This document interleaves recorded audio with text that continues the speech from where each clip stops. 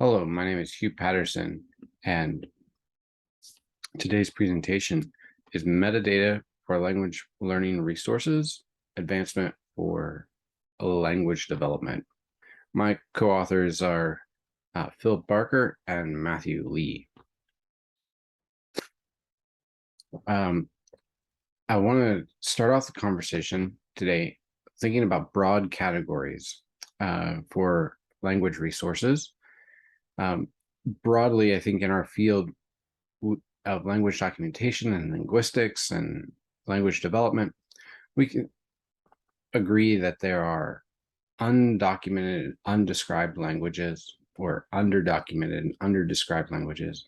There are materials that are produced about a language in the context of language documentation. There are additional materials that are produced in the context of language description. Maybe those are grammars or more technical resources. And then there are resources that are produced to intentionally increase the use or the vitality of a language. And those are not necessarily the same thing as description, and also, again, not necessarily the same thing as evidentiary materials that are produced as part of language documentation. The primary difference I would categorize as being the intentionality behind them. So we could look at it this way too. We could look at the right-hand side of the chart there as language as object. In these cases, researchers or participants are looking at the materials produced where they're producing materials, but they're looking at the language as an object.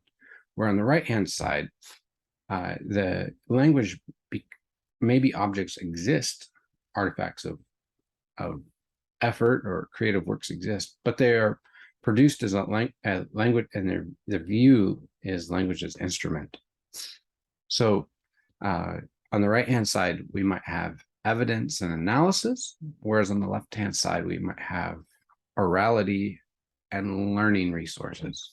So it's in this context of learning resources and language development that today's talk is situated, right?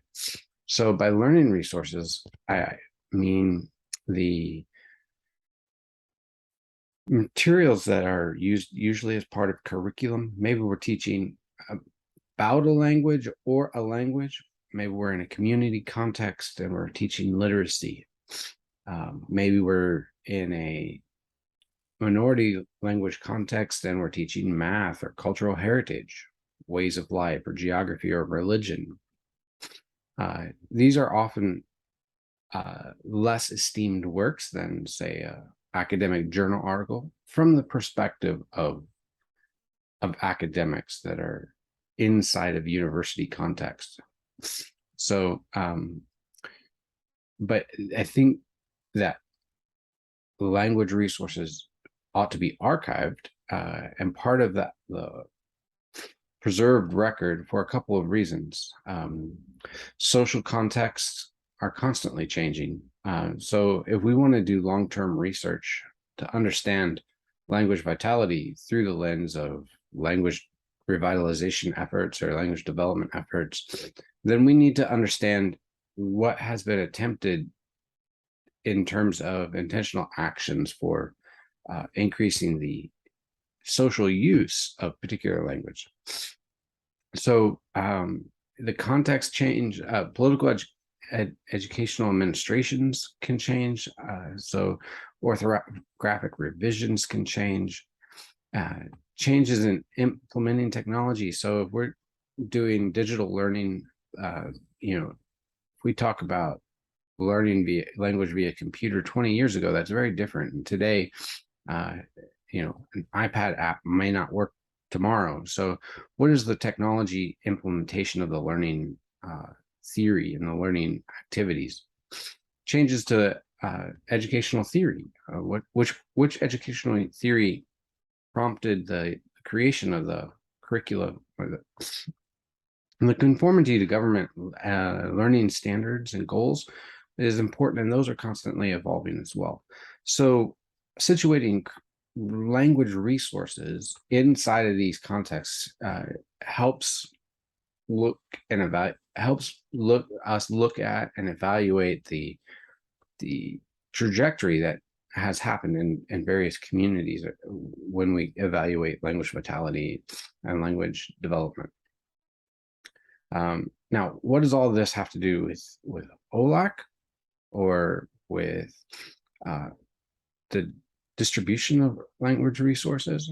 Well, OLAC is a Dublin Core application profile. So it's a way to distribute information about language resources, and it sits on top of the OLAC metadata for language resources as a refinement of the Dublin Core elements and the Dublin Core terms, which is then implemented through the OAI PMH protocol.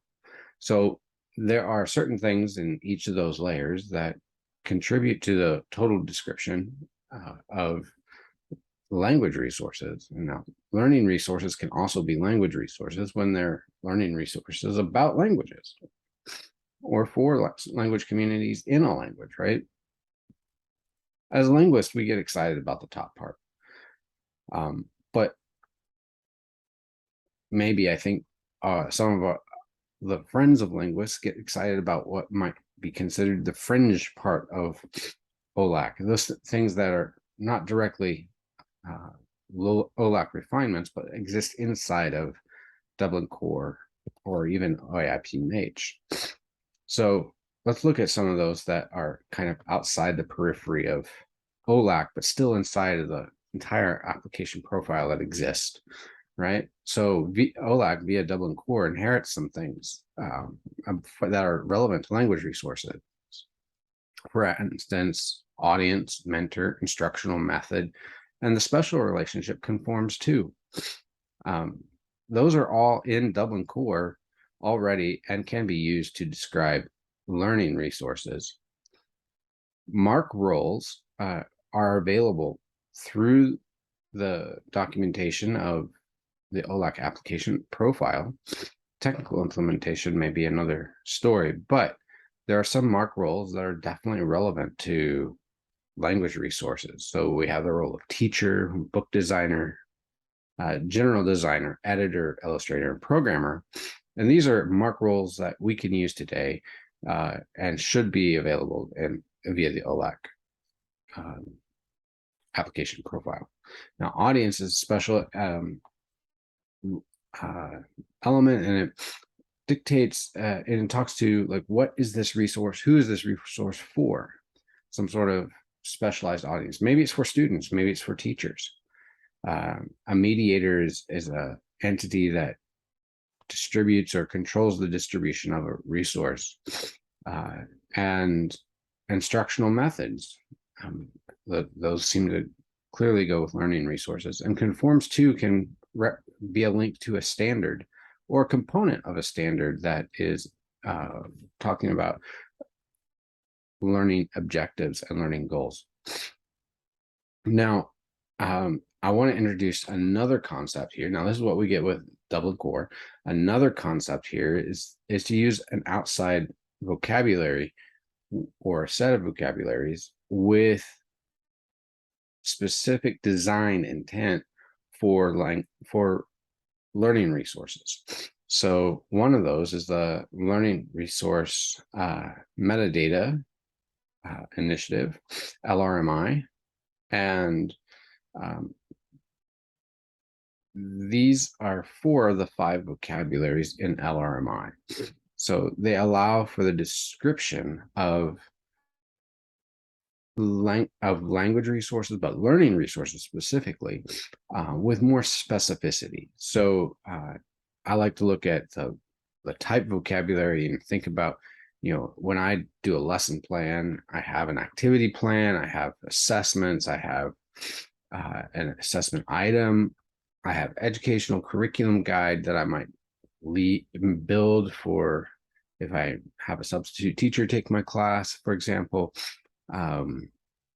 or that might be provided to me by someone who wants me to implement their classroom plan. So there's lesson plans and physical learning resources and recorded lessons, supporting documents and textbooks, and a unit plan to pull it all together. So there are also, like, I like to look at roles too. There's administrators, general public, mentor, parent, peer tutor, professional, student, and teacher. So those can be the roles that are targeted by a resource. This is a resource for administrators. This is a resource for peer tutors. So, and then we could describe a learning resource by activity type and also educational use. When we look at this in a broad, like in a table format, right, there's some elements or some terms here that pull the whole thing together, really. So some of those use taxonomies, like I just showed you, 5 parts of it. And then other parts here are mapped directly to things that are already inside of the Dublin Core standard. So the work that we did was we compared LRMI and Dublin Core and said, where do they fit together? And what do we need in addition to implement LRMI through OLAC? So just as Dublin Core, OLAC refined some Dublin Core elements, we took LRMI and said, okay, let's mix that with the OLAC elements and put that inside the Dublin Core elements, and let's see how that works. Now, we had there are some engineering challenges because there's some differences of description methods, right? So the Dublin Core structure kind of looks like this. Every item just describes the resource, or at least that's the way many repositories approach it, right? And that means that we have something that looks like this. We have a resource on the left, and then it has a relationship to a descriptive element on the right. And then we might use qualified Dublin Core to say, and we're going to describe that relationship in a certain way, right? We're going to say that there's a creator of a product, and actually it's not just any type of creator, it's a special type of creator, it's an illustrator, right? And that gives us instead of that structure we saw on the last screen, it gives us a structure that looks a bit more like this. All right, so we have a relationship, and that relationship has a descriptor type and then a descriptor value. That's kind of what's being shown here. Now, the engineering idea behind LRMI is a little bit different. It looks a bit more like this. And basically what it means, we have a creative work, just what we did before, on the left. And then on the right, it relates to an alignment object. And the alignment object will then relate to several different components in the educational framework that it's trying to implement the training goals of. So now then some items in the LRMI directly describe the creative work. All right, so there's a couple of things in the big table that we saw before that are through this one, and then there are some that directly relate to creative work. So how do we do this? What's the technical layer of this, right? So just like OLAC does for Dublin Core inside of OAI syntax, we added an XSI type, and here you can see the subject, that there's 2 terms or 4 terms here that we use. So if it were a test, right, or an assessment tool, right, we could say that it's an assessment about something, right? So it's modifying the subject, or this resource intends to teach something, right? So the educational subject, and LRMI, you can see in the blue there, that's the part that we added to the Dublin Core part. So some of these items could exist in different areas of the Dublin Core and makes sense. And so we mapped those there too, right? So we can use the Dublin Core namespace or the DC Terms namespace, and this just kind of shows that you can use both of those. So this brings up a great engineering question that I think our community needs to address, is that when we're doing third-party extensions to Dublin Core or to OLAC, should the aggregator include new namespaces, or should OLAC application profile be expanded to include new terms? There's two different technical ways of adding functionality to the OLAC aggregator. But remember, whenever we do that, whichever path we take, the value add at the end of the day is in the visualization, which allows people to work with the embedded metadata from those resources or about those resources. And it's this awareness that will allow for new engagement in the area of language development and language revitalization. So you can see the technical work that we've been doing at this GitHub repo. Thank you, and we'll take your questions.